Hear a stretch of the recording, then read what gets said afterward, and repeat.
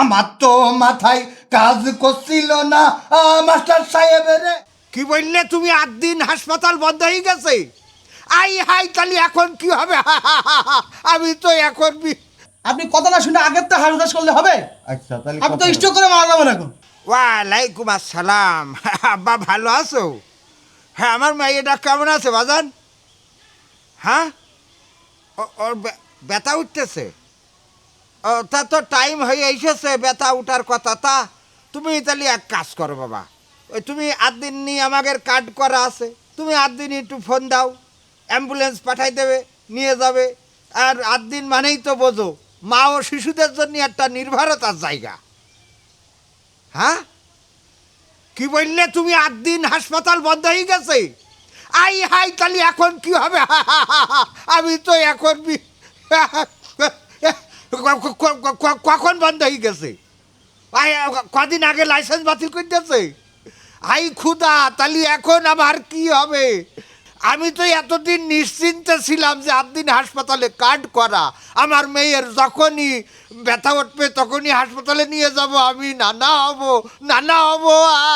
এখন তাহলে হাসপাতালে লাইসেন্স বন্ধ। ও আল্লাহ, তাহলে এখন আমার কি হবে রে? ও এখন কান্দার সময় না, আমি করছি শোনো, তাহলে এখন কনে নিয়ে যেতে হবে? তাহলে আমার তো মাথা খারাপ হয়ে যাচ্ছে। আরে বাবা, আমি পরামর্শ দেবো? আমি কি এত বুঝি? আমি আচ্ছা এক কাজ করি, আমাদের মাস্টার মশাইয়ের কাছে যেই একটা পরামর্শ নিয়ে আসি, তারপরে তুমি সাথে সাথে কল ব্যাক করবা, করলে আমি তোমার জানে। হ্যাঁ, আমি কল ব্যাক করতেছি, আমি শুনিয়ে তুমি এখন মাথা খারাপ হয়ে যাচ্ছে, আমি কমনে যাব সে। ওরে আল্লাহ, ও মাস্টার সাহেব, আমার মেয়ে আর বলে আই বাঁচবে না রে। ও খুদা, তুমি আমার কি বিপদ দিলে গো? আমি এখন করে। ও মাস্টার সাহেব, ও কি হইলো? এরকম কিরাম কথা কি জন্যি? আমার কপাল এইটা লিখা ছিল গো। ও মাস্টার, মাস্টার রে।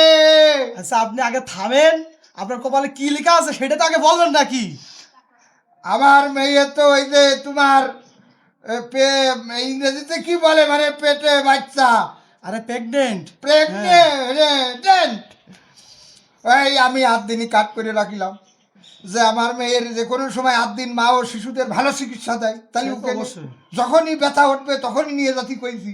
আবার জামাই এখন ফোন করে বললো 8 দিন হাসপাতালের লাইসেন্স বাতিল হয়ে গেছে, এখন আমার মেয়ের কি হবে রে? আমি আর বাঁচবো না রে, বাঁচবো না রে। আমি বলি আগে শোনেন, আপনার কার্ড করা ছিল কোন হাসপাতালে? ওই 8 দিন সকিনা মেডিকেল কলেজ হাসপাতাল, যশোর। তা আপনি তাহলে হায়ুতাস পাচ্ছেন গিয়েছেন? হাইউত আসে না করে আমি কনে যাব, কারণ হাসপাতালের লাইসেন্স বাতিল করিয়ে দিয়েছে স্বাস্থ্যমন্ত্রী রে। ও আল্লাহ আল্লাহ রে। ও চাচা আপনি আগে থামেন, আপনি কথা না শুনে আগের তো হায়ুতাস করলে হবে? আচ্ছা তাহলে আপনি তো স্ট্রোক করে মারা যাবেন এখন। হ্যাঁ, এটা ঠিক। বলছি 8 দিন হাসপাতালের লাইসেন্স বাতিল হয়েছে এটা সত্যি, কিন্তু এটা তো সব জায়গায় না। এইটা শুধুমাত্র 8 দিন মগবাজার যে হাসপাতাল আছে না, ওইটার লাইসেন্স বাতিল হয়েছে। কি সারা বাংলাদেশে বন্ধ হয়েছে? 8 দিন ওই ছাড়াও যশোরে রয়েছে, খুলনায় রয়েছে, কুষ্টিয়ায় রয়েছে, ঢাকায় আরো 2 জায়গায় রয়েছে। পোস্তাগুলা আর এই তোমার এই কেরানীগঞ্জ বসুন্ধরা। হ্যাঁ, এই তো ভালোই জানেন, সব জায়গায় তো খোলা রয়েছে, শুধু মগবাজারের ওইটা একটু সমস্যা হয়েছিল, যার কারণে বন্ধ করে দিয়েছে। আপনি আগের তো হাই উতাস করে আপনি তো স্ট্রোকে মরে যাবেন এখন। আমার এই জামাইটা ও নাকি আবার অশিক্ষিত। ও কিসের অশিক্ষিত? অশিক্ষিত আর শিক্ষিত? হ্যাঁ, কিসের শিক্ষিত? সে সে নাকি আবার মাস্টার পাস করিয়েছে। মাস্টার্স? আরে এত কথা ধরো কিছু, আমি কল দিয়ে তার আগে বলে দিই আচ্ছা, বিষয়টা।